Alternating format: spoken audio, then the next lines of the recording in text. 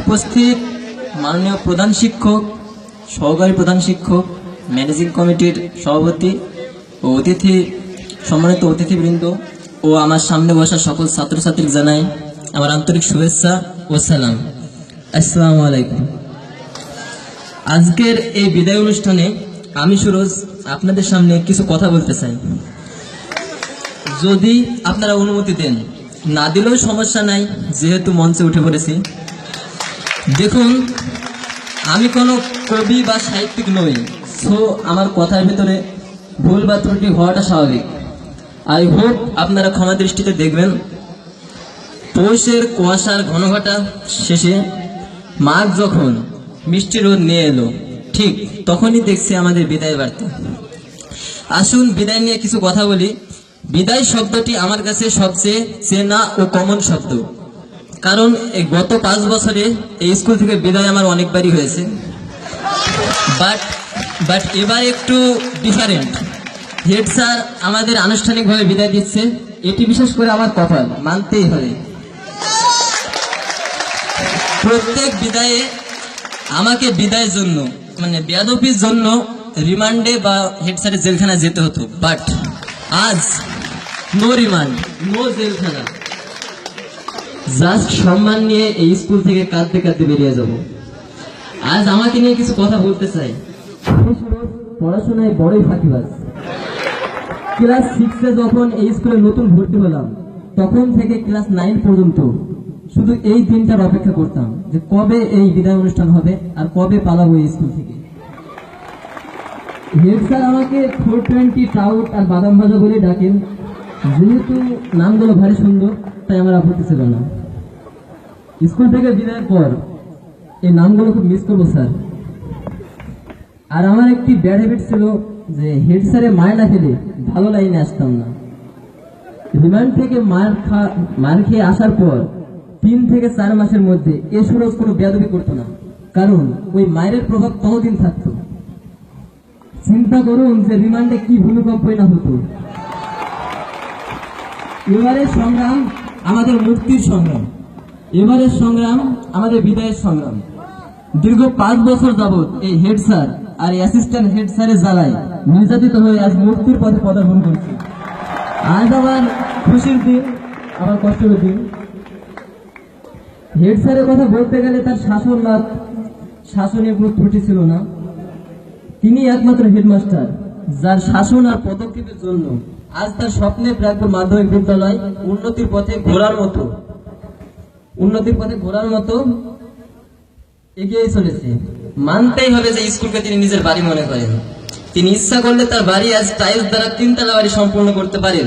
But বাড়ি তো দূরের কথা, তিনি এতই সৎ, নতুন একটা সাইকেল কিনেন না, স্কুলের অবনতি হয়ে পড়ে। তাই তার 15 বছরের সেই পুরাতন সঙ্গী অর্থাৎ সেই সাইকেল নিয়ে আজও আছেন। তার উন্নতির হাত শুধু স্কুলের মধ্যে সীমাবদ্ধ নয়, তার বাইরেও অনেক অবদান রয়েছে। তা বলতে গেলে আপনারা অধর হয়ে পড়বেন। দীর্ঘ 5 বছর ধরে আমি একটা কবিতায় লিখেছি, আজ তার উদ্বোধন করব।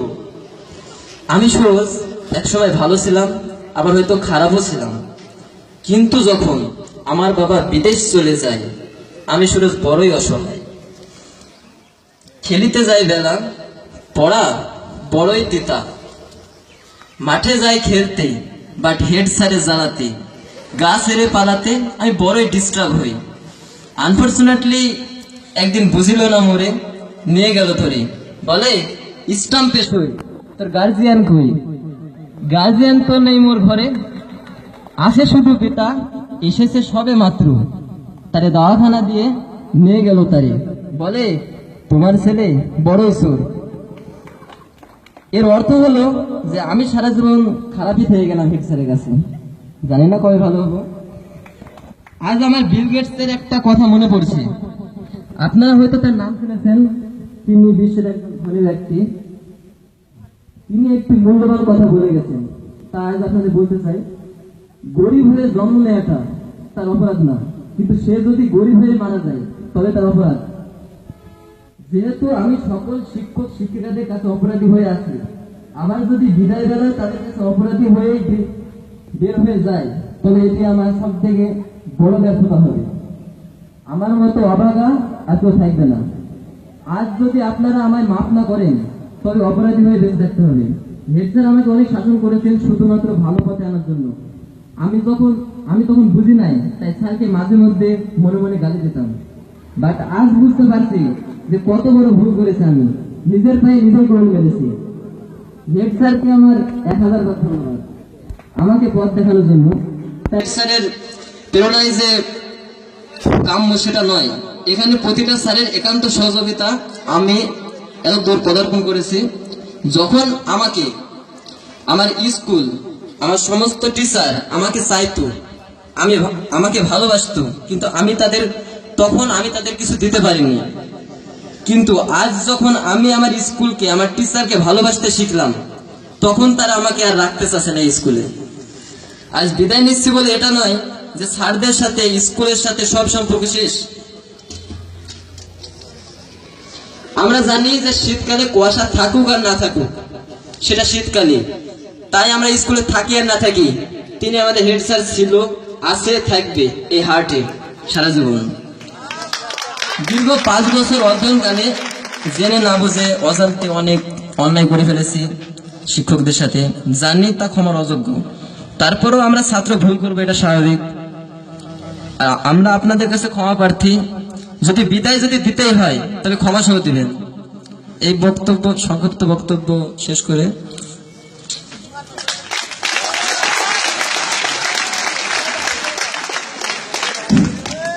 ধন্যবাদ।